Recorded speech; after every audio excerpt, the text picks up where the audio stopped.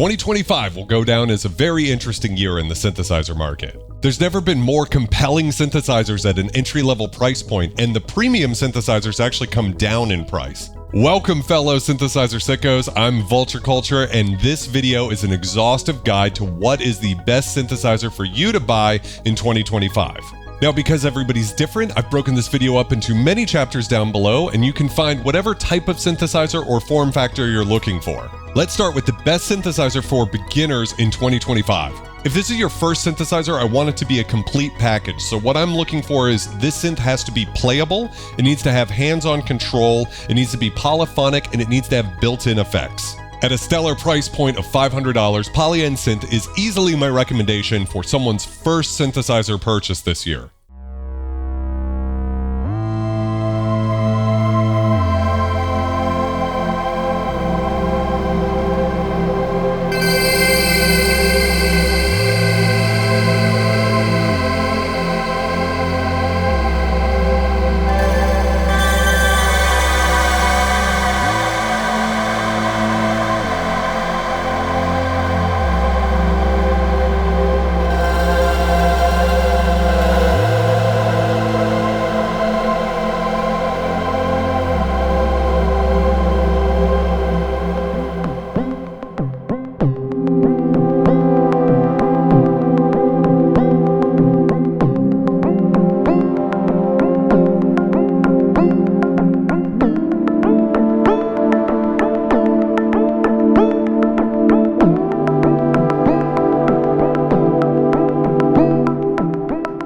Synth is just an incredible product. The standout feature being the 60 polyphonic aftertouch enabled RGB pads that control 3 different synth engines at once. I've done an entire video covering Synth, so I'll put an annotation above to that. But the short version is this product is incredible. It's got 8 different synthesizer engines built into it, including granular and physical modeling. It's got built-in chorus, delay, and reverb. And the way that they figured out how to play 3 synthesizers at one time with just 2 hands by latching sequences and arpeggios. What's crazy is this synthesizer could win in the best polyphonic aftertouch category later on in this video. But I wanted to highlight Synth here at the beginning of the video because what Polysynth has done is create something with incredible expressive potential, basically exactly what you want from a hardware synth. A brilliant interface that's fun to tweak and program, and then a playability interface that's unparalleled by any other product on the market. It's not perfect, it's not analog, but it is a damn fine synthesizer. By the way, please subscribe, it really helps me with winning the war against that fucking algorithm. Next up, let's talk about the best analog monosynths and semi-modular synthesizers. I've combined these two categories from years past because nowadays it seems like every analog monosynth has some degree of modularity added to it. So let's begin with the best value monosynth. If you just want to spend the least amount of money to get a really great sounding analog monosynth, you can't go wrong with the Donner B1.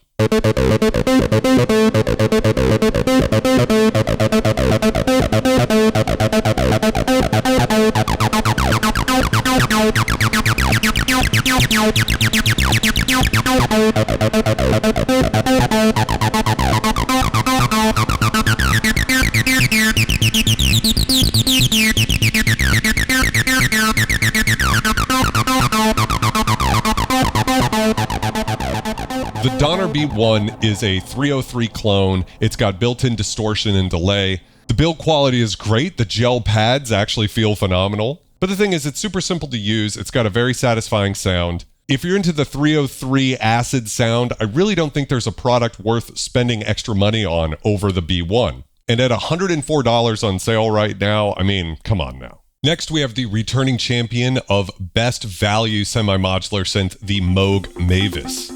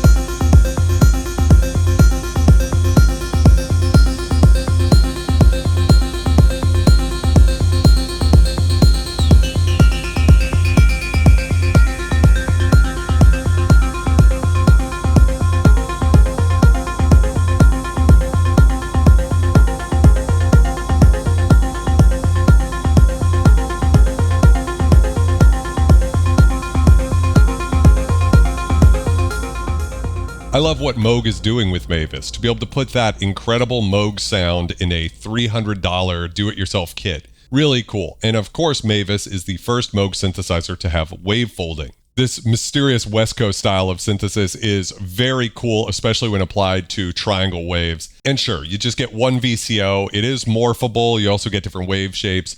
You get one LFO. You get that famous Moog ladder filter.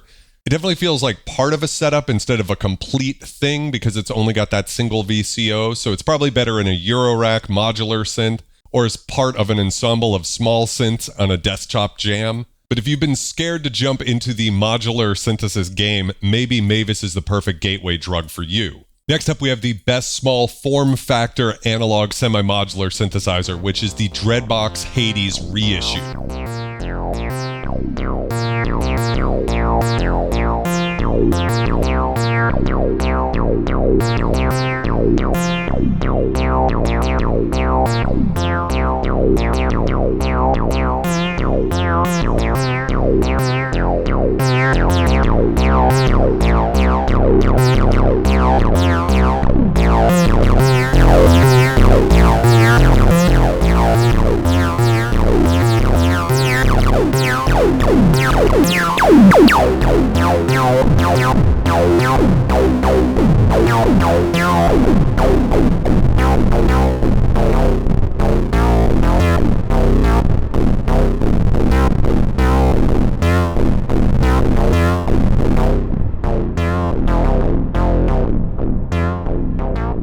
At $100 cheaper than it was last year, Hades is awesome. I love the Dreadbox sound. There's something so charismatic about their fat oscillators.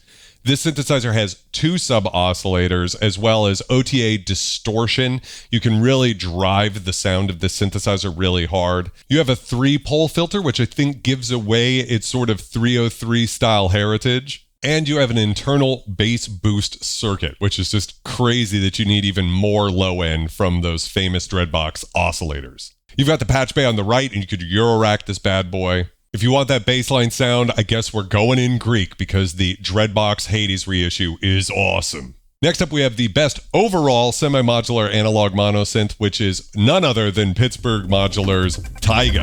I don't think I've been as excited about a monosynth, or rather I should say a paraphonic synthesizer, in a long time. Taiga has 3 oscillators that are capable of FM, as well as 3 wave folders, a multi-mode filter, as well as a bucket brigade delay. And the biggest reason I'm recommending this guy is that beautiful 60-point patch bay at the bottom of the synth. So unlike the other synthesizers on this list so far, Taiga feels fully realized to play in the Eurorack world, as well as being a completely standalone synthesizer if you want to get into the modular format, but you don't want to actually take the plunge into Eurorack. I love a synthesizer that can grow with you when you decide to blow your life savings going balls deep into modular. Pittsburgh Modular has long been one of the biggest names in the game, and it's easy to see why when you listen to that incredible filter. The only thing more gorgeous than the design is the sound. It's got so many features like a MIDI to CV converter built in, as well as a 4-channel mixer. I think they've just put together a really compelling product. $784 is a lot for a paraphonic synthesizer, but I think in this case it's worth every penny. And finally, we have the best-in-class, high-end semi-modular synthesizer, the IntelliGel Cascadia.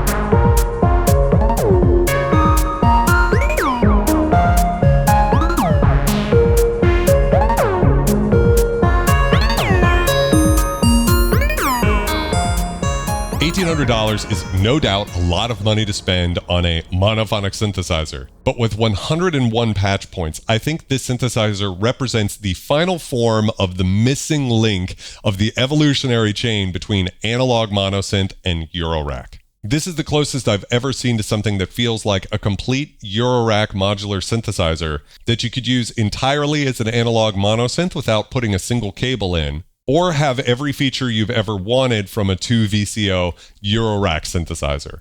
You've got through 0 FM, you've got a multi-mode filter that has 8 different modes, including notch and phaser. You've got an analog ring modulator, you've got an overdrive circuit, you've got West Coast style wave folding. Being more than twice the price of Taiga, it's certainly not for everybody. But I think if you're looking for a true hybrid of West Coast and East Coast style synthesis that is fully Eurorack compatible and coming from one of the greats of the modular world, this truly feels like a flagship semi-modular synthesizer. Next up, let's talk about the best digital synthesizers of 2025. I've decided to break up this category this year into 3 separate sections. I want to talk about FM synths, virtual analog synths, and morphing or wavetable style synthesizers, because in the past I've discussed all 3 of these types in the same digital category. And truthfully, not every digital synthesizer is trying to be a wavetable synth or vice versa. So let's start with the best FM synthesizer of 2025, which would have to be the Korg Op6 Mark II rack mount.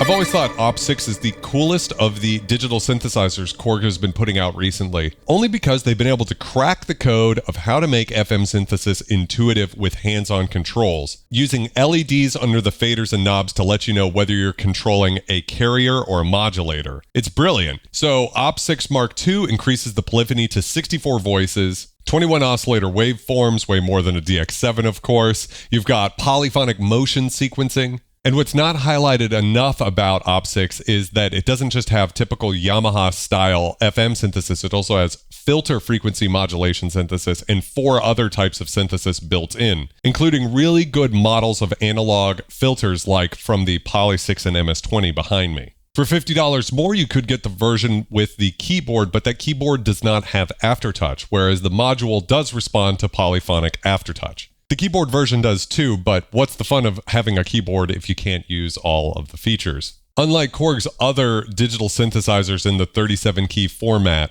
I think Op6 layout is all you need to program great sounds. Wave state's still easier to program with an editor, so I really love Op6, and I think the module version is the way to go at $700. Next up, we have the best small form factor virtual analog synthesizer, which is the Modal Cobalt 8M.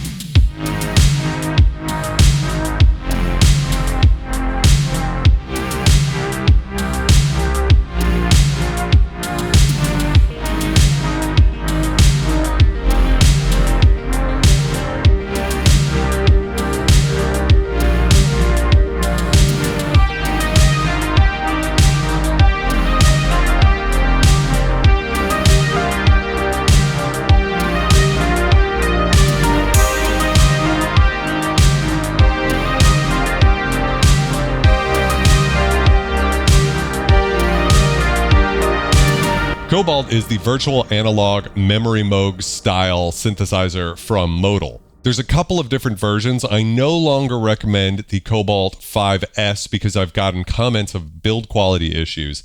but it seems like Modal really handles the bigger synthesizers well, and I haven't seen as many complaints about the rack mount versions, or for $200 more, you could get the full 61 key version of Cobalt with Aftertouch. But similar to Korg, I think this $669 price point is pretty incredible for what you get. You can have up to 8 oscillators per voice, and you have that great, creamy Moog-style ladder filter. Cobalt 8M does respond to MPE, and when I think about virtual analog or a digital synth that really nails the analog sound, I always think of Modal. You can go into fat supersaw territory and all sorts of cross-mod and PWM shenanigans, but you can also just do a really authentic analog tone out of the synthesizer at a price point a lot cheaper than most analog synths with ladder filters are going to be. I think the effects are fine. I don't think they are amazing, but I think where they really nailed it is in the oscillator and filter section. I think it sounds really good, especially if you like a clean, modern type of tone. At this price point, there are actual analog polysynths cheaper than this, but they're going to harken back to that more warm, vintage type of analog sound, which doesn't always work in modern EDM style music. So depending on what you're trying to do, I think Cobalt 8M might be perfect for you. Next up, we have the best overall virtual analog synthesizer, or the virtual analog synthesizer I would buy this year. We're going to skip right past King Korg Neo and talk about Korg Multi-Poly.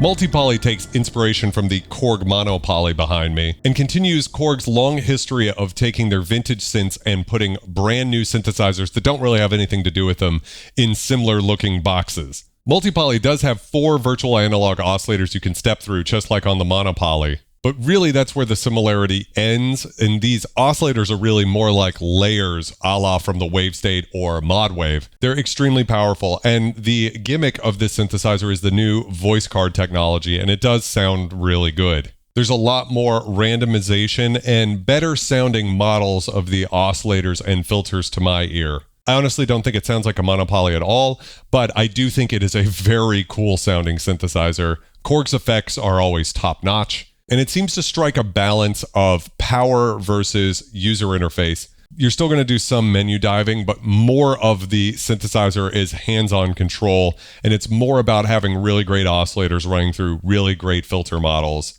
into some really great effects. And I think that's what Korg does best. You do have chaos physics from the ModWave in this synth. You have 60 voices of polyphony, but because you can do layers and you've got these 4 oscillator layers, you can eat that up a little quicker than you'd think. And you have motion sequencing 2.0, which really feels like wave sequencing 2.0 from Wavestate. So it's sort of an amalgamation of everything that Korg has been doing with their new line of digital synthesizers. And I think it's the peak of what Korg is going to be able to accomplish with virtual analog in the near future. Next up, let's talk about morphing or wavetable digital synthesizers. Finishing off Korg's incredible coup d'etat of digital synthesizers this year, the best morphing or wavetable synthesizer of 2025 has to be ModWave Mark II.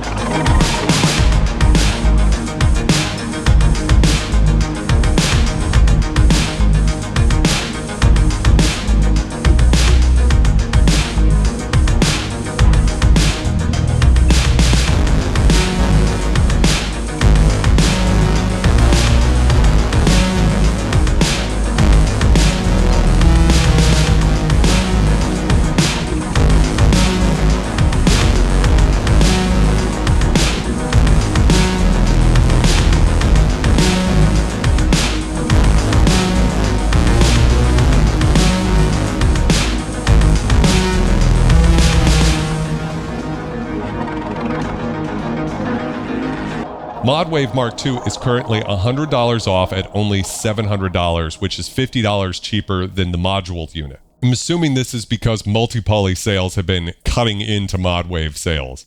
But that means it's a great time to get this synthesizer if you're into something a little bit deeper than multi-poly. There is a lot going on with the synthesizer, with every oscillator being a full wavetable and 13 different types of morphing. The big advantage to ModWave over multi-poly is that multi-gigabyte sample library built into it. So not only do you have virtual analog and wave morphing, you also have the samples to work with. You've got the chaos physics, motion sequencing 2.0. It is a very powerful synthesizer, maybe too powerful for the user interface.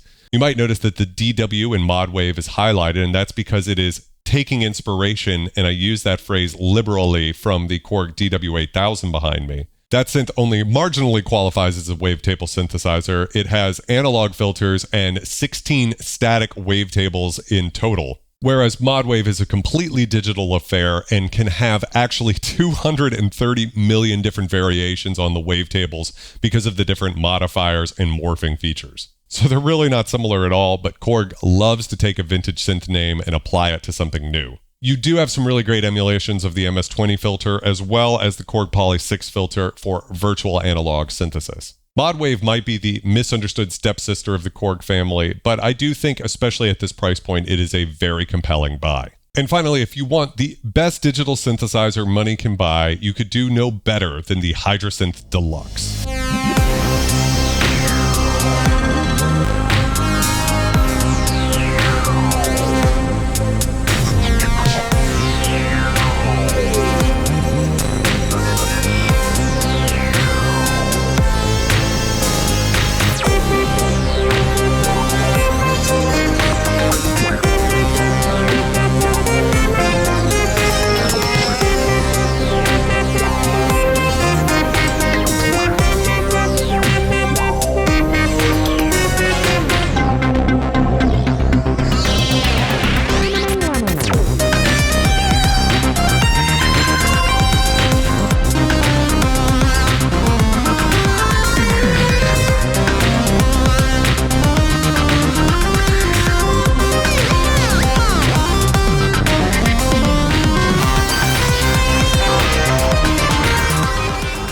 I don't think Ashen Sound Machine's incredible 73-key instrument needs much introduction at this point, but if you haven't heard of it, HydraSynth essentially started the polyphonic aftertouch revolution, and even though this isn't the newest synth on the list, it has aged like a fine wine. The engine is essentially the same as the original HydraSynth, except it is bitimbral now. The layout takes its inspiration from the Matrix 12, the most legendary of Oberheim synthesizers, as well as borrowing the polyphonic aftertouch and huge ribbon controller above the keys from the CS80. I think the biggest reason beyond the morphability and all the cool stuff that ASM's instruments can do to get the HydraSynth is it does analog sounds really well. There are a bunch of patches in the HydraSynth that to me sound completely analog, and then it can go all the way to the other end of Jurassic Park and put Serum to shame in terms of what can be done with wavetables. It's $1,800. It's a lot more expensive than something like ModWave.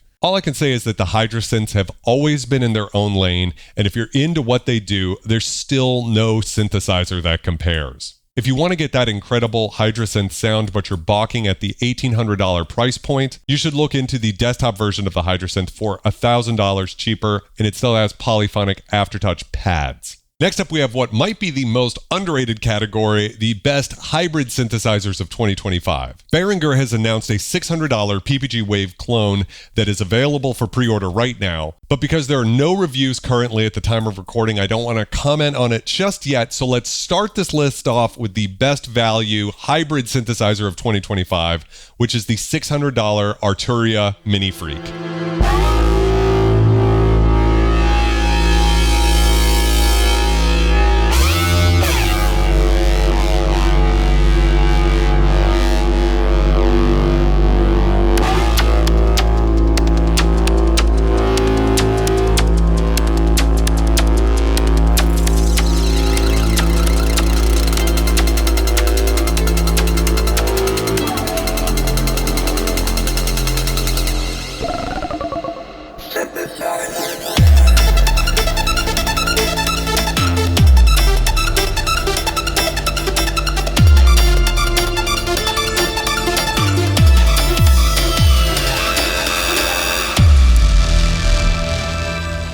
Arturia has just announced the 3.0 update to MiniFreak, and this adds sample playback, reverse sample playback, and all sorts of granular features.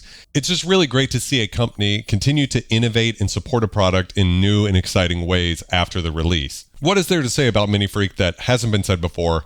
At $600, it's an incredible value for 6 voices of analog filter hybrid synthesis with some of the craziest and most complete digital synthesis oscillators I've ever seen. It has retained its price of $600 from last year, something I can't say about all of the synthesizers on this list, and without a doubt represents the best value hardware synthesizer you can buy right now. It's seriously incredible what Arturia has done. Next up, we have the best high-end hybrid synthesizer of 2024, which has to be Melbourne Instruments' Delia.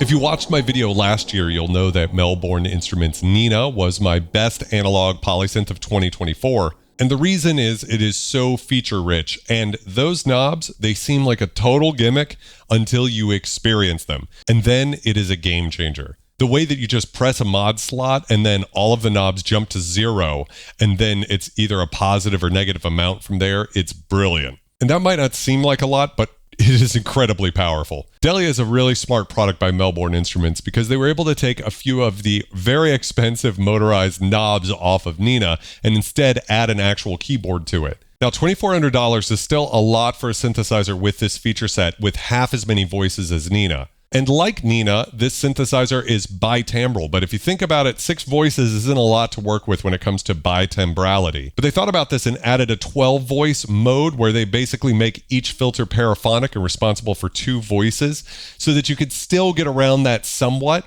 but it's something to be aware of before you jump all the way in with the synth. The haptic feedback from those knobs is crazy, where you could do, say, the tuning on an oscillator, you could be moving that in semitones and feeling the indent of each of those semitones. And then a split second later, if you're assigning an LFO to the oscillator, now it's a smooth knob. It's pretty phenomenal. You've got a great analog ladder filter with drive, and you can link it to the other filter so that you can get away with bandpass and notch sounds as well. It's a great sounding instrument, and I think Melbourne Instruments continues to innovate what synthesizers are going to be like in the future. Next up, we have the best expressive polyphonic or MPE synthesizers of 2025. I think to no one's surprise, the best value MPE synthesizer of 2025 is Arturia's MicroFreak.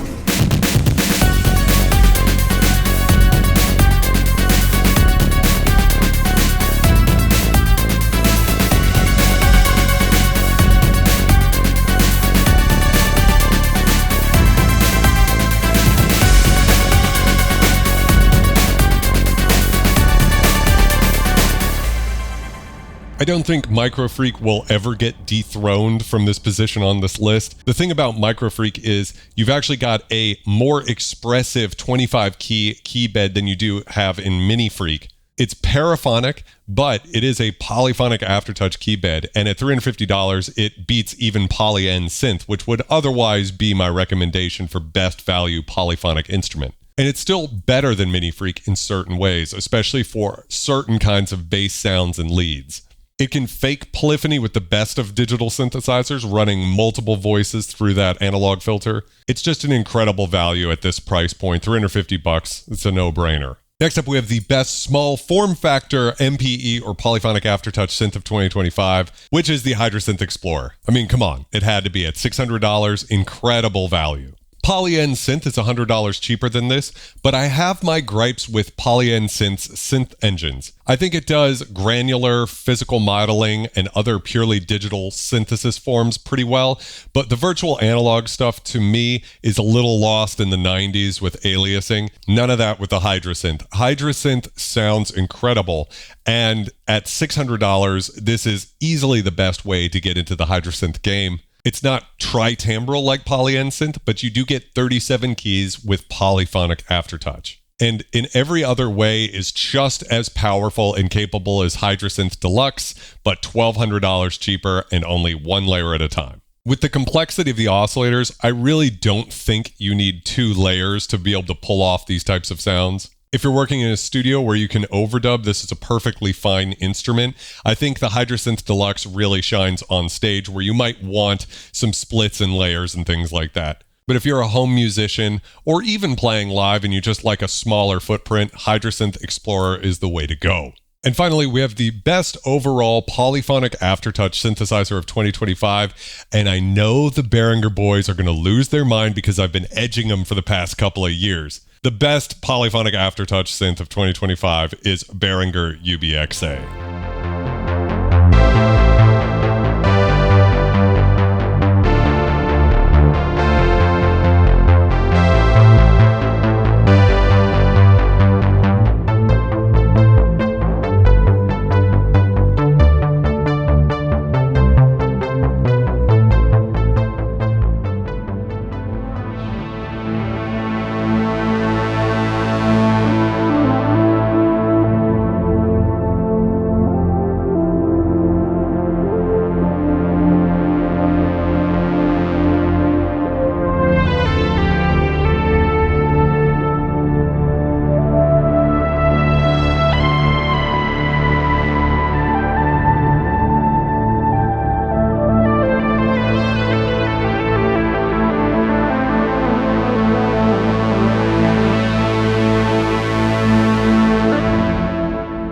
Here's the thing, I was hesitant to believe that Behringer could pull this off. They didn't have the best track record with product launches with previous projects like the Pro 800, the Mono Poly, and the Pro VS. But UBXA really does have a sound reminiscent of vintage Oberheims. It doesn't sound exactly like the vintage Oberheims or the modern Oberheims that are coming out today, but it sounds really good. And I do not think there has been or will be in the foreseeable future a company that is able to put out a 16-voice polyphonic aftertouch analog synthesizer at the incredible price of $1,200. Behringer made a really big deal out of the different atrophy modes, which are basically the vintage knobs you're going to get from sequential synths. I don't really think it's worth buying the synth for that. I think it's really all about that polyphonic aftertouch. It is a little bit odd that they decided to go with the Oberheim OB series because those synths don't have a legacy of using even velocity. I'm imagining they got the polyphonic aftertouch part of their CS80 clone done, but were able to go ahead with the Oberheim project first, and so they just sort of ported that over. But regardless, if we're just talking about the synthesizer on its own terms and not as an Oberheim, when you think of 16 voices of analog synth power, bitimbral, polyphonic aftertouch, it's incredible. Not everybody loved the key beds, but overall, I don't think there's been enough negative reviews for me to hold back from recommending this synthesizer this year. A lot of people have complained about the display being really hard to read and wimpy, but honestly, at $1,200, it's a feat that they were able to accomplish this at all. If you're interested in getting a truly authentic vintage Oberheim tone, Guitar Center has multiple listings for Matrix 6s like the one behind me that you could get for the exact same price as a UBXA, $1,200. The difference is you've only got 6 voices, and of course it doesn't have polyphonic aftertouch. But what you can say about a Matrix 6 is that it is a true Oberheim, and they do sound incredible. If all you care about is features, though, the UBXA has it beat hands down. If you'd like to hear how the Matrix 6 sounds, I'm going to put an annotation above to my videos covering that synthesizer. Next up, we have everybody's favorite category, the best analog polysynths of 2025. So what is the best value analog polysynth of 2025? As much as it pains me to say it, and I know you guys know it does, the best value analog polysynth of 2025 has to be Behringer's Pro 800.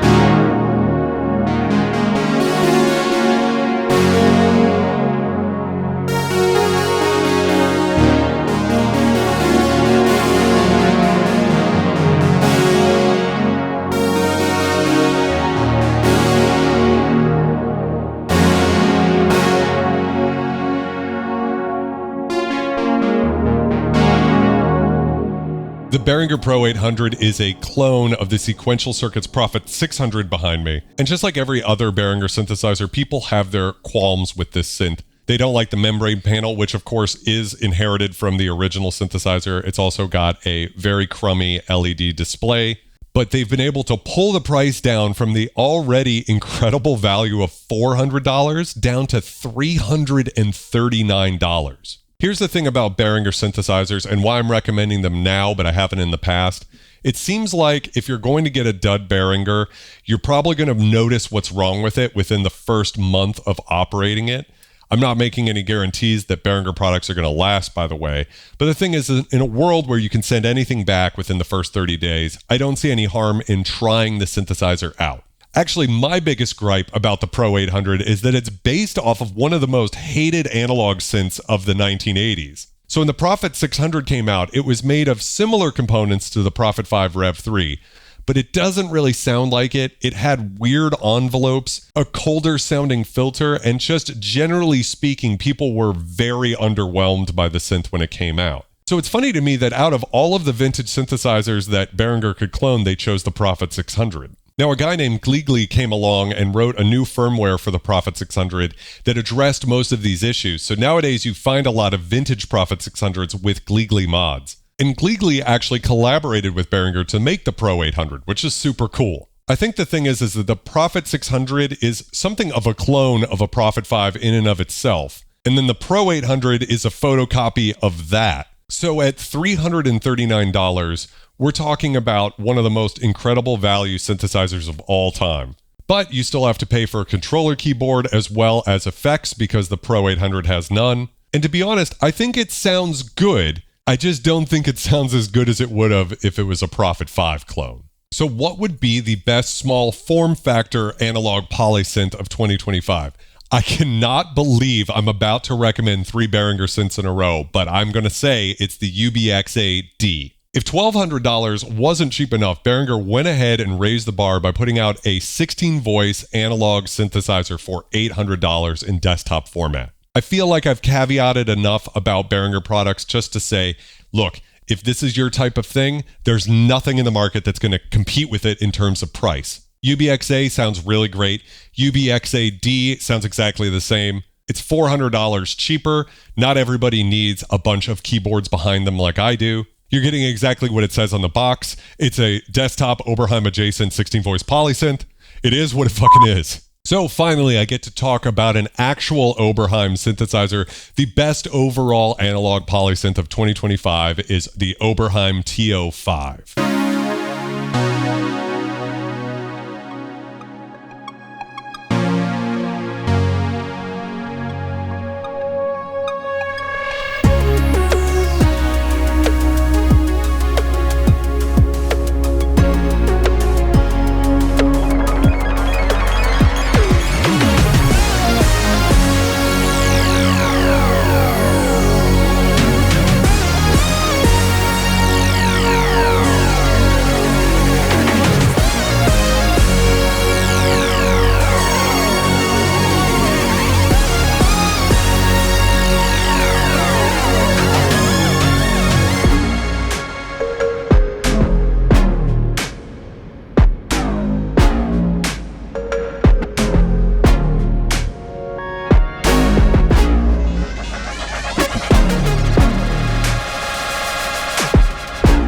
Okay, so TO5 costs $300 more than Behringer UBXA.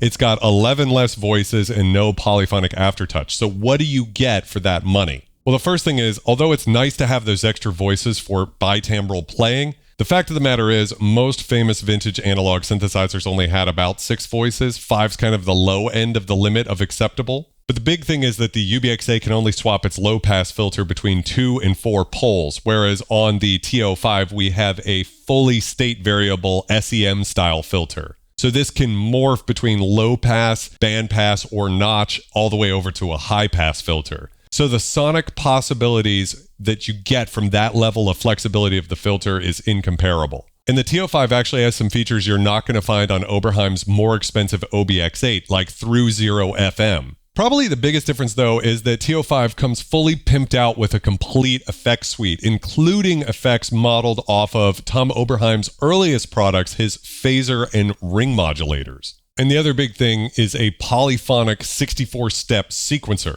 So unlike the Behringer synths I've recommended so far, TO5 is a complete package synthesizer where you don't need any effects pedals or anything to make it sound completely polished. The modulation matrix is much deeper. The biggest thing for me, though, is that TO5 really sounds like an Oberheim to me. I'm not saying UBXA isn't close. I'm just saying that when you hear TO5, you instantly know that sound you've heard on countless records that used Oberheim synthesizers. It just sounds great, and it's a complete package synthesizer, and $1,500 is still a really great price point.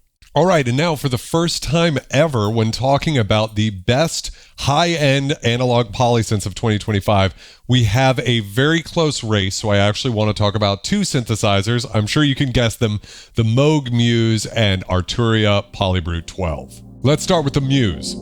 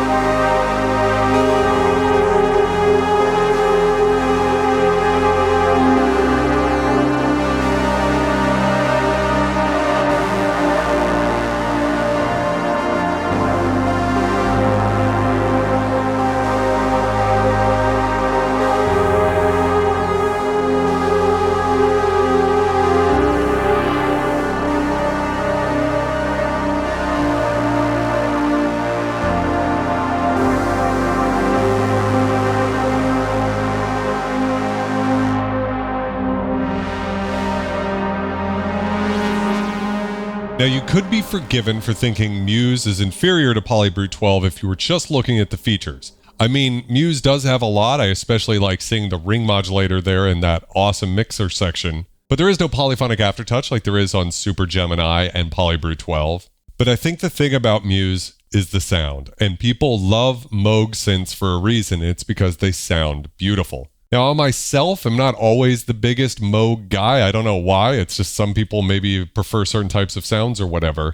But I have to admit, it does sound glorious. The big thing about this synthesizer really is it's the first time Moog has put out a polysynth since the memory Moog that people could actually afford, because the Moog 1 was severely overpriced. And coming in at $3,500, that's a very nice price point for this synth. It feels fully featured. There's nothing missing from it. I think the biggest reason why I'm going with Polybrute 12 as my best high-end analog polysynth of the year is just because there isn't a feature that makes me go, oh yeah, that's the thing. So on to Polybrute 12.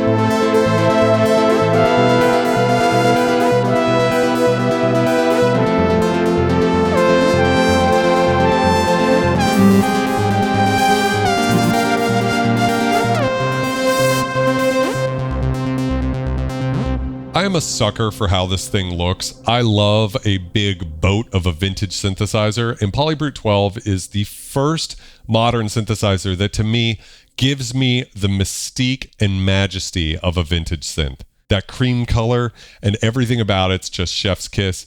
But the real feature that puts Polybrute 12 on top for me is the way the key bed interacts with polyphonic aftertouch. What Arturia are calling full touch MPE is essentially going beyond polyphonic aftertouch being a MIDI CC routing to one or more parameters on a synthesizer and actually turning each key into an envelope. So there's actually different envelope shapes for polyphonic aftertouch, and there's like a more transient driven version for pluckier sounds and then a slower, more traditional polyphonic aftertouch sense. Plus you've got the Morphe XYZ pad and a big old ribbon controller. We can finally say for the first time in 47 years that a synthesizer is more expressive than the Yamaha CS80. And that alone is dazzling. We have a full effects suite with distortion, delays, choruses, effects. The Arturia stuff sounds really great. We have 2 filters per voice, just like on the Moog Muse. The only reason this isn't a clean sweep for the Polybrute 12 is I've been asking members of my community, especially the ones who have either purchased one or both of these synthesizers, what they think about them, and the answers have been mixed. Everybody agrees that Polybrute 12 is the next step forward in terms of expression, but not everybody loves the sound as much as the Moog Muse. I'm once again reminded that a great feature list does not a great synthesizer make. At the end of the day, it all comes down to how the sounds affect you. Does the raw sound of the oscillators and filters give you the chills? If not, it's probably not worth spending this much money on a synthesizer, even if it is the most expressive ever made. For me, the extra $300 is worth it for the Polybrute 12, just in terms of what can be done with expression. But I understand that the sound might not be for everybody, and so I wanted to shout out both the Muse and Polybrute 12 this year. Okay, so normally this would be the part of the video where I would talk about 2025's best vintage synth recreations. But actually this year, when I was putting together the list and looking at the market, I found that it was the exact same list as last year, which is actually quite a hopeful thing when you think about it. What it means is that most synthesizer companies, except for Behringer, of course, are looking forward towards the future, innovating and coming up with new products that might pay homage to the past but are not direct recreations. This, along with the fact that the most expensive synths on this list have come down in price from $5,000 a couple of years ago now to $3,800, I think these are signs of a healthy synthesizer market moving in the right direction. However, because they are 25% off right now, there's a couple of synthesizers I'd be remiss in at least not mentioning here, which are the JD08 and the JX08 from Roland, the boutique recreations of the JD800 and Roland JX8P.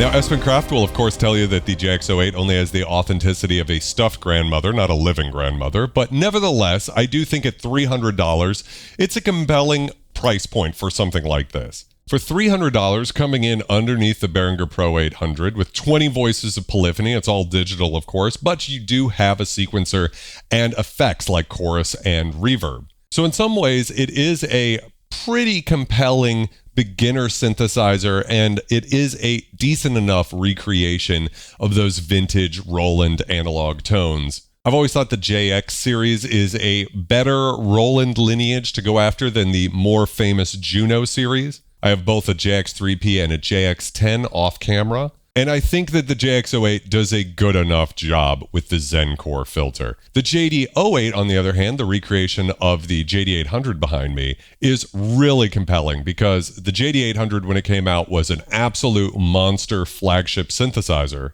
And I'm so happy that those ultraviolet synthesis sounds are now available to a new generation of young artists.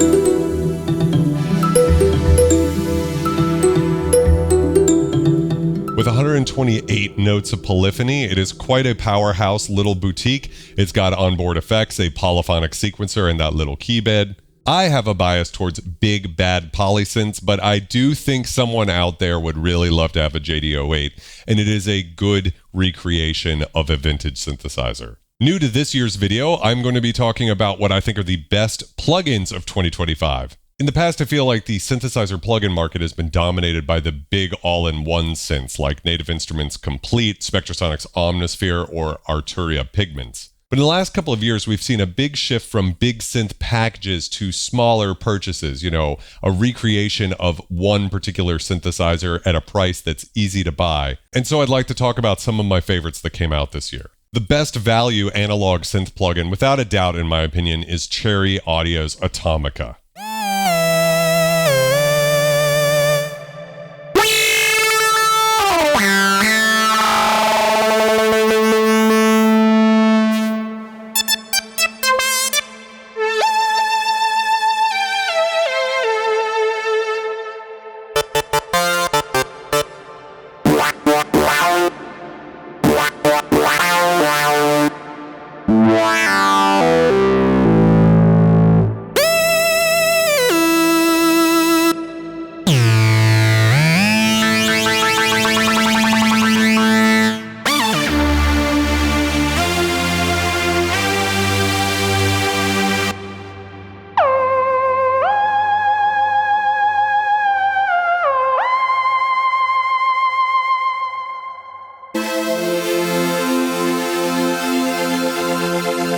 Atomica is a recreation of the legendary USSR Soviet-Russian synth, the Polyvox. In a collaboration with DSP engineer Mark Barton, Atomica busts open the really incredible filter from the Polyvox and gives you additional options like filter starve, amp drive, and other things. And so it both expands on the Polyvox polyphonically and also really kind of gets that sound. Now, when I shot it out against my actual Polyvox, it didn't sound identical.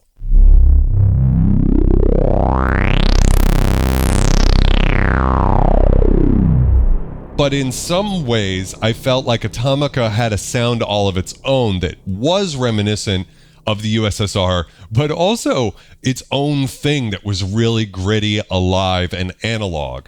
And I always say this about digital filters.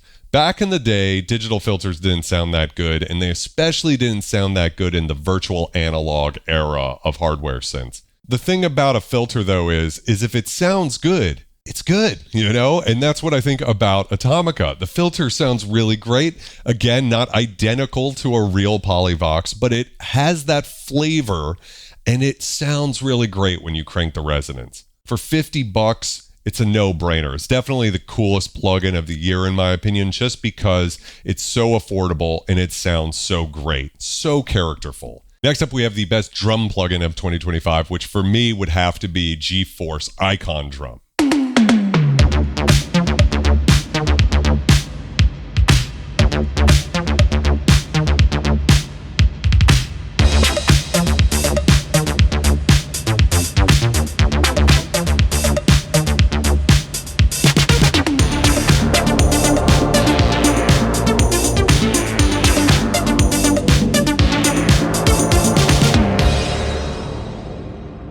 Icon Drum is a recreation of the legendary Lindrum, or LM2. This is the drum sound used by essentially everybody in the 80s. The LM1, which came out 2 years before and whose samples are in Icon Drum, was the first drum machine ever to use actual samples of real drums. Because it was 1980 and memory was so expensive, these samples had to be more crushed than a Dianoga on recycling day on the Death Star. And that sound is stamped into Icon Drum, and it is so characterful and evokes that era perfectly. And the biggest thing about a drum machine like Icon Drum is the way it downtunes samples. So if you just download some random LM2 drum samples off the internet and throw them in your DAW and downtune them, they're not going to sound the same way the actual hardware downtunes. That vintage hardware has a way of making these drums sound really gnarly and distorted, as well as punchier than just regular downsampling will do in a perfectly clean DAW environment, or even a modern hardware sampler would do nowadays.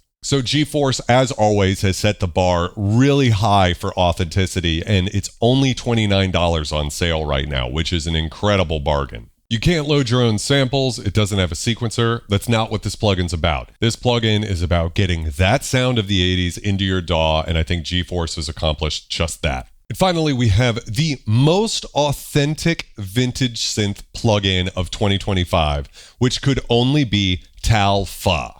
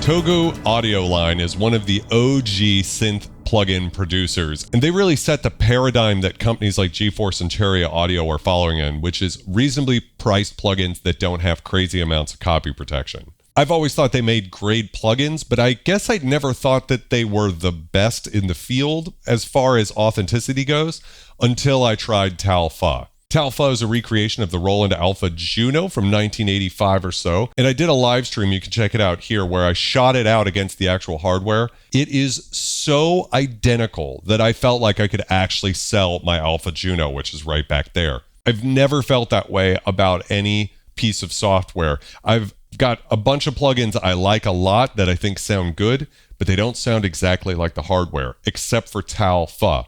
Tal-Fa is seriously the only plugin I've ever heard of a synthesizer I own that I think is identical. I cannot tell the difference between the two of these in a blind test. I don't know what kind of demonic blood magic Tal had to do to be able to make this happen, but it is nothing short of a triumph. The plugin has a few different filter modes, including one that allows you to get a fully resonant filter, which you don't have on the hardware. And you can also use the plugin as a hardware programmer, which is a really nice feature. Of course, it's got great presets and built-in effects too, so it really extends beyond what the Alpha Juno could do back in the day anyways. If I wasn't such a nostalgic slut for hardware, I would sell my Alpha Juno 2 and just use the plugin because it is virtually identical. But I do love the sound of the Alpha Juno 2, so I don't want to get rid of it, but maybe it'll happen one day because the plugin is just that good. So for me, Atomica really gives you that analog thing. It's almost more analog than analog, if that makes any sense, which is the sound that a lot of producers are looking for nowadays. They want it to sound really characterful and wonky and weird and sometimes a little out of tune. Tal-Fa sounds like a real vintage synth. So if you want a plugin that actually sounds like a real vintage synthesizer, Tal-Fa is the best you can do. Okay, now we're on to one of my favorite categories, the most overpriced synthesizer of 2025. Last year, I said that the Waldorf Quantum Mark II, which was priced at $4,800, was the most overpriced synth of 2024. And Waldorf quickly said, hold my beer, and raised the price to $6,000. But in the spirit of this test, I wanted to talk about a synthesizer that I haven't talked about yet. And it pains me to say that the Udo Super 8 is my most overpriced synthesizer of the year this year. Now, I think Udo is awesome, and I still think the Super Gemini is an incredible synthesizer. The problem is the Super Gemini is only $500 more than Super 8, and it has more voices, and most importantly, it has 2 rows of controls for the inherently bitimbral nature of this synthesizer. So I get what they were going for. Udo has the Super 6 and Super Gemini, and they wanted to find a middle-of-the-road product, which I wish more companies would do, actually, because it makes a lot of sense most of the time. The problem is that Super Gemini has 20 voices, Super 8 only has 16, but it is a bitimbral and binaural synthesizer. So if you're using both the binaural mode and the bitimbral mode, that cuts Super Gemini down to 5 voices, which you'll remember from earlier in the video. I said it's pretty much the limit on what most people can get away with when it comes to synthesizers. And Super 8 becomes a 4-voice synth. And I've owned a couple of 4-voice synths like the Jupiter 4 and the Korg MS-2000, and I can confirm that 4 voices is kind of painful. You will notice the voice stealing with 4 voices. You'll probably get away with it with 5. You might hear it occasionally, and then 6 or 8 voices is perfectly fine. So having only 4 stereo bitimbral voices is kind of rough. And the real kicker is only having that 1 row of controls. I think everybody knows the Yamaha CS80 had 2 rows of controls because it was an inherently bitimbral synthesizer, meaning it's 2 layers at once, and Super Gemini has this. But Yamaha actually put out another synth after the CS80, an update to the CS80, kind of like the Super 8, where they pulled back a couple of voices and they had only 1 row of controls, the CS70 behind me. And I love the CS70, but it is very easy to lose track of which layer you're editing. And every time you swap layers, now all of your knobs and faders are in different positions. It's frustrating. And the thing is that if I only had to pay $500 more to upgrade my CS70 to a CS80, I would. And if you can afford a $4,000 Super 8, you should absolutely just get the Super Gemini for $500 more.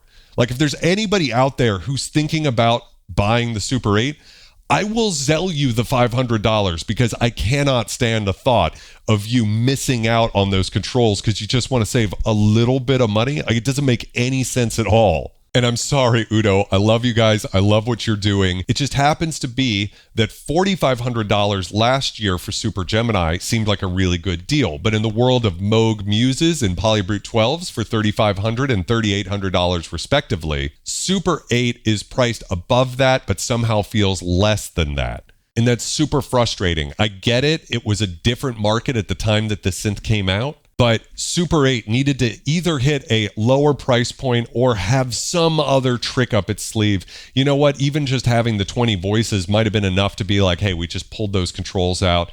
But otherwise, it's pretty close. But the 1-2 combo punch of stripping back the voices and the controls, I just can't think of a single person that I would recommend Super 8 to. Next up, we have the award for the most IDGAF synthesizer of 2025.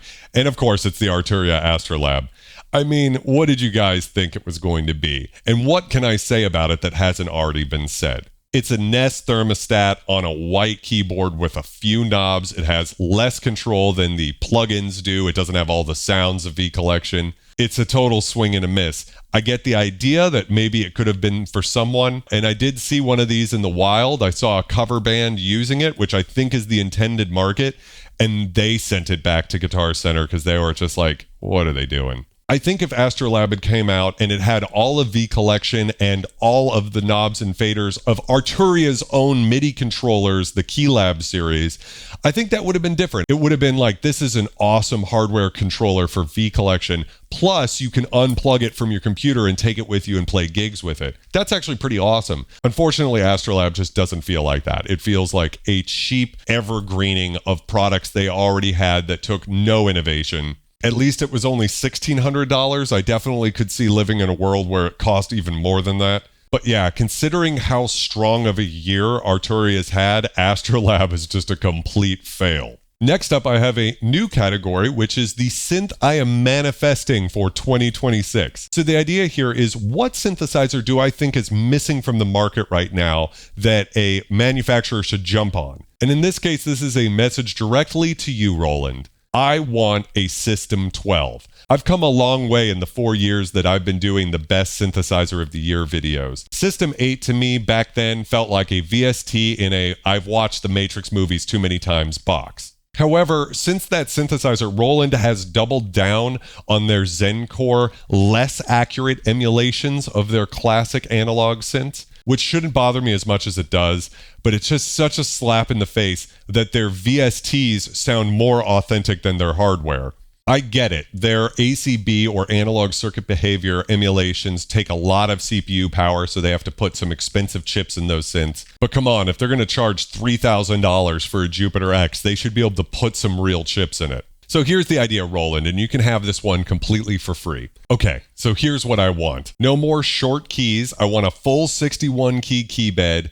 I want pitch and mod wheels, or you could go with the vintage one, but not what you had on the System 8. I don't think you need to commit to the LEDs under all the knobs and the faders. That's probably boosting up the price, and I don't think anybody really wants that right now. Here's two paths for you. You could do this as like a JD800 reissue, or you could just do what always works for you, which is make it a new Jupiter-looking synth. Whatever your marketing department says will sell more units, it doesn't really matter. Why don't you do like the Jupiter thing, but do with a violet color scheme? How about that? Like the same layout, but violet. And what I want is hands-on control for everything. So unlike the Jupiter X, which has a lot of Rompler power in it, but it's under a lot of menus and stuff, I want something that's 100% immediate. So I want more knobs and faders than you've ever put on a synth before. One way you could do this is like on the JD800, where you have a few layers, but you have all of the same controls for it. So if you did go with the JD800 route, why don't you do like 2 layers of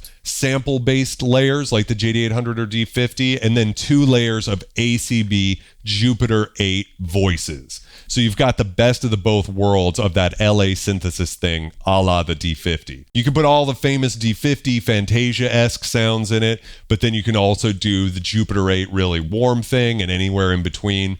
But just do it from scratch and do it ACB. Make it 12 voices, or you know what? Make it 16 voices, right? A lot of people don't think about it, but the Jupiter 8 was kind of the first binaural synthesizer, because you could do a trick where you could load the same patch on the left and right side, 4 voices each, but you could have tuning variations and stuff, so it sounded super wide, super stereo. That's a huge part of what made the Jupiter 8 famous. So let's just do that. Let's have it be a true binaural synthesizer. So 8 voices on the left, 8 voices on the right. I guess that's 16, or if you want to count it as a 4-layer synth, then you're going to need, what, 64 layers? That's still half as many layers as you have in the JD08 Boutique. I just think you guys could do a big bag. I get it's not going to be analog, because you guys don't do analog anymore. That's fine. That's actually does not bother me anymore. Just do the ACB, because that's the best you have. Don't give us any more of the Zencore. Or if you do, like, morph it into the Zencore, like let the Zencore have this. But I want a goddamn 64 voice JD800 Jupiter 8 mashup digital Titan synth, like the final digital synth you guys will ever have to make. Do that, and I think you're going to sell a lot of units. If you want to see that, I want you to leave a comment below that says System 64, all right? We're going to get Roland to pay attention to this. We're going to make this happen. Next up, we have the most innovative synth of 2025, which is a synth I've already covered, which is the Polysynth. I seriously think this is the synthesizer that, although it didn't take synthesis itself further, it took the interface further ahead than anything I've seen. The ability to play 3 synths at once. I'm going to play you a clip of me using Polysynth to play 3 of my vintage synths behind me.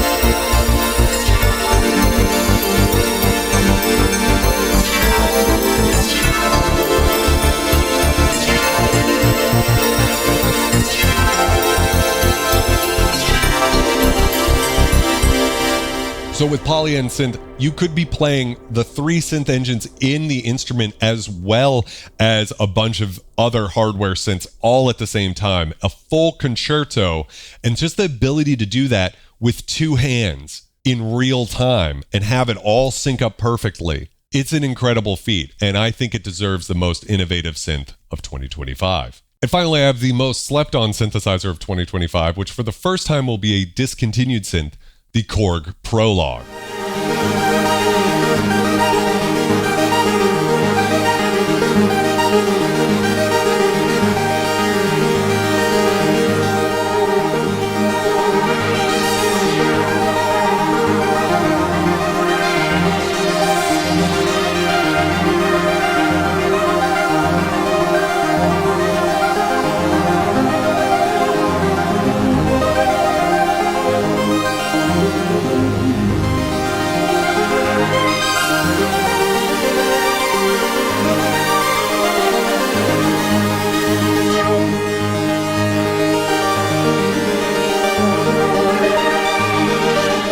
I saw a Korg Prologue on Gear Exchange, which is Sweetwater's used market, for $1,185 with shipping. That's a Prologue 16. So comparing this to all of the other synths we've talked about today, the Korg Prologue 16 is a 16-voice analog synthesizer, but it also has a hybrid oscillator per voice. And so in that way, it trumps any synthesizer on this list so far. 4 years ago, I started this series talking about the Korg Prologue against the rest of the synth market and the synths in its nearby price point. And I think what really hamstrung the Prologue is it didn't have aftertouch, and the Dave Smith Instruments Prophet Rev 2 really just seemed to have the modulation potential the Prologue doesn't have, because the Prologue only has 1 LFO per voice. What's interesting though is that's a polyphonic LFO, which a lot of people don't talk about. So if you key track that LFO, you've got a different LFO rate for every voice of the synthesizer. And the Prologue's kind of like that, where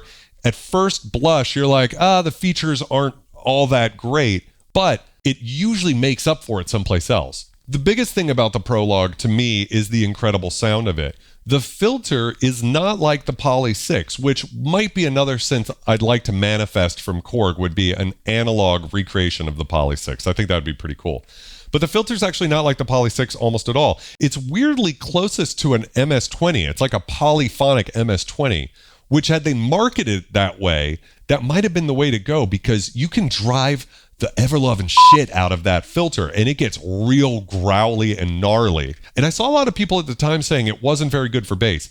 That's crazy. It's got a mono mode where it will actually take a oscillator and slave it as a sub-oscillator to whatever main oscillator you have, but then as you crank the knob further, it drops more oscillators octaves down to create just an insane wall of sound. And again, there are synthesizers with sub-oscillators, but not synths that can take a regular oscillator and turn it into a sub like that. And for those of you who don't know, a sub-oscillator is inherently phase-locked with the main oscillator it's slaved to, which is a different sound than just taking 2 free-running oscillators and putting them an octave apart. So there it could do awesome basses, but then you have a low-frequency compressor, and the drive circuit is like when you overload a mini Moog, so it actually makes the filter go from a dirty 12 decibel per octave filter to a filthy 24 decibel per octave filter. So it was awesome at bass, it was awesome at cyberpunk leads, it's awesome for doing vintage synth tones.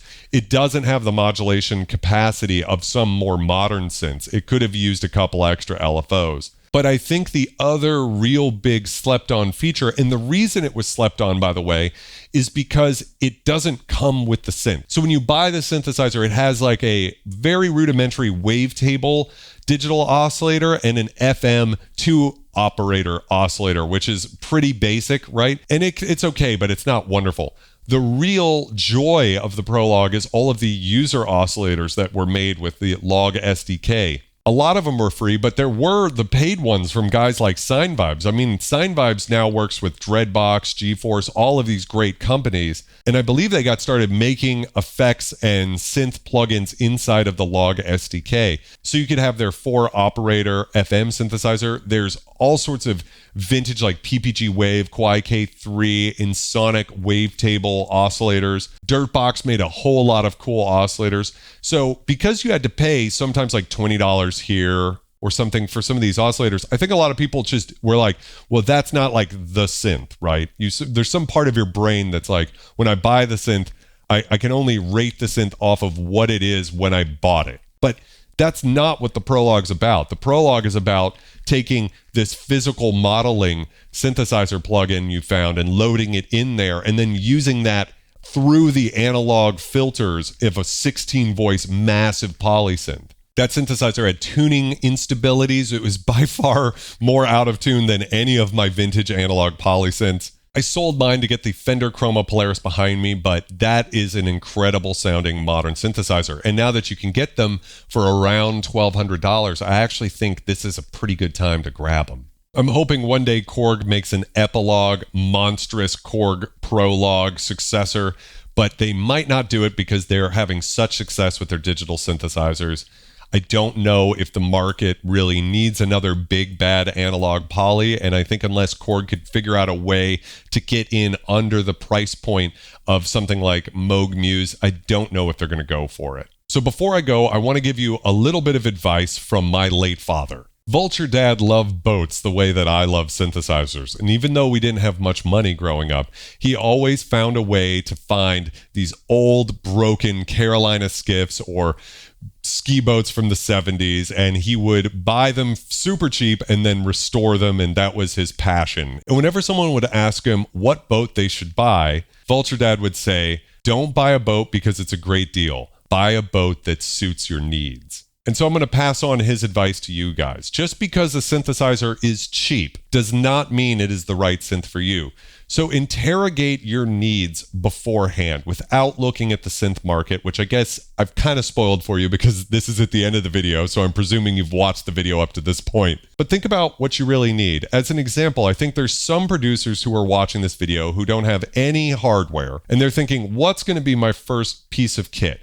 Is it going to be an analog synthesizer, or am I more concerned about having the hands-on control, the actual interaction with the hardware for making sounds? If they're used to working in a DAW, they probably have a bunch of effects already, so a synthesizer that doesn't have effects might be a good match for them. On the other hand, if they just want to make music without a computer, I would recommend buying a synthesizer with some built-in effects, because a huge part of synth sounds and how we know them are the effects. I mean, the CS80 gets all the credit, but the Blade Runner soundtrack would not be what it is without the Lexicon 224. So if you're only buying one synth, you want to be thinking about that. Are we going more in a DAW-less route? Do I want to get away from screens and just turn my brain off and vibe and play some tunes?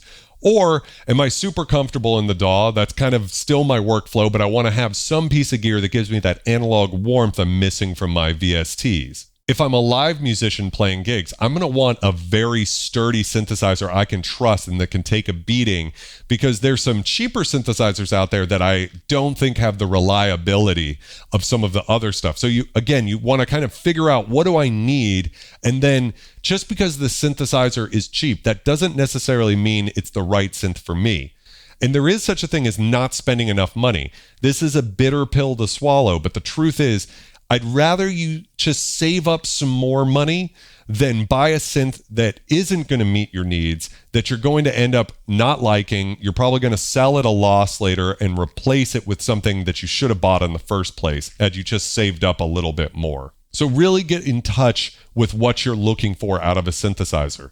Do you want it to be semi-modular? Do you just want anything as long as it's analog? Do you want a fully fledged flagship feeling synth where it feels complete? Or are you happy with something that just makes some cool sounds and you can play with on the side? I want to encourage you guys to slow down sometimes and save up more for something that really inspires you sonically. I think the most important thing about a synthesizer is how it sounds to you. We can talk about features till we're blue, and I love to talk about features because it's easier to compare the features for a given product at a price point as opposed to the subjective nature of sound. But at the end of the day, if there's a synthesizer out there that when you listen to it, you're like, man, that sounds good. Don't buy a cheaper synthesizer just because it's sort of got a similar feature set. I would recommend just wait a little bit more, save a little bit, go out a little bit less, save up that money, and get an instrument that really inspires you to make music. Because I know what it's like to get a piece of gear and then kind of have it be underwhelming. And then all of a sudden, now I'm not having fun playing it, even though, yeah, it does tick a couple of the boxes I was looking for. It's not worth doing it. You lose money that way in the long run. So, food for thought, take it with a grain of salt. On that note, I've actually just spent more money than I've ever spent on a vintage synthesizer before. So if you haven't yet, please subscribe so you can see what synthesizer that is. I'm Vulture Culture. I hope you enjoyed this video. If you did, I think you'll like this one too. Continue to be excellent, guys, and I will see you there.